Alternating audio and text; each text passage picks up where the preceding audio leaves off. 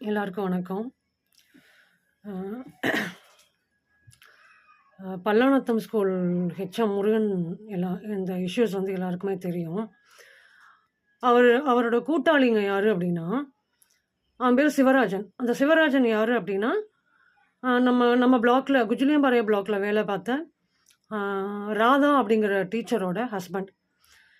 இந்த மாதிரி நிர்வாணமா வீடியோ எடுத்து, ஃபோட்டோ எடுத்து அவங்கள மிரட்டுறது, செக்ஷுவல் டார்ச்சர் குடுக்கறதெல்லாம், அதுக்கெல்லாம் இவன் தான் அவருக்கு சப்போர்ட்.